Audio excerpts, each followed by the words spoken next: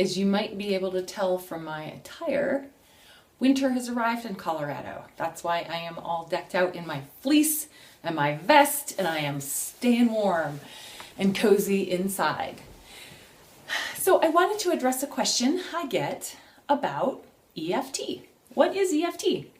EFT is an acronym that stands for Emotional Freedom Technique, also known as tapping, and you'll understand that better in a minute. But I use this all the time on myself. I use it all the time with clients. It's super portable, effective, DIY, and easy to use. So that's why it's pretty prevalent in my practice. EFT is a meridian-based modality. And so it's based on the idea from Eastern medicine that energy in our bodies flows in channels, also called meridians. And EFT has been described as psychological acupuncture without needles. So it's well established that stress is both a mind and body phenomenon. There's always a physiological component to emotion. Stress isn't just in our heads, it's physical, it's very rooted in our bodies. And so EFT is great at addressing both components, both the physical and the emotional. And it neutralizes the stress response. And the stress response is that alarm signal that sounds throughout our body. And it is also effective not only at that physiological alarm signal, but also at soothing and diffusing these uncomfortable emotions like fear and anxiety and worry, all sorts of things. So the way that EFT works is that you expose yourself to the stressful stimulus, and you do this by calling it up mentally, whether it's an event or a situation from the past, or if it's one that's coming up in the future, or if it's just an emotion that is giving you some trouble. So you tune into this mentally, you tune into the feelings that are involved, and while you're tuning into it, you are also tapping on these acupressure points or acupoints around your body. So the trigger is still there because you're tuning into these emotions, but you're also tapping at the same time to help neutralize them.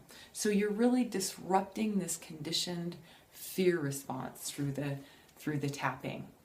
And while this is going on, you're facilitating a cognitive shift because you'll be talking through it, and you facilitate this shift by accepting exactly where you are. You're not trying to move it or change it, you're just stating it as is and pairing it with acceptance.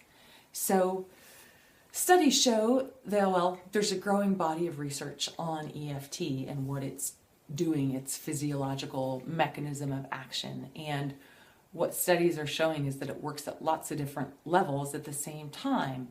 For instance, it decreases activation in your limbic system, and the limbic system is that fear center in your body. So it's decreasing activation there. It changes the frequency of your brain waves by shifting them from a more stressful state to a more relaxed state. And it decreases muscle tension in your body, and also works on the sympathetic and parasympathetic nervous system balance. So the sympathetic nervous system is responsible for preparing us for activity. It governs your fight or flight response. Your get up and go.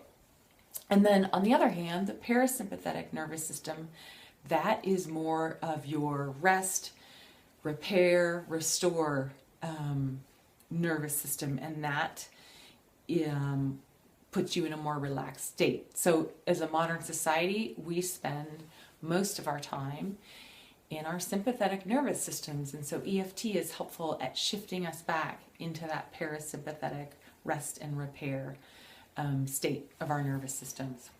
So why is this important? Who cares? Well, for me it is important because I am in the business of change, and our ability to handle stress is directly proportional to our ability to change.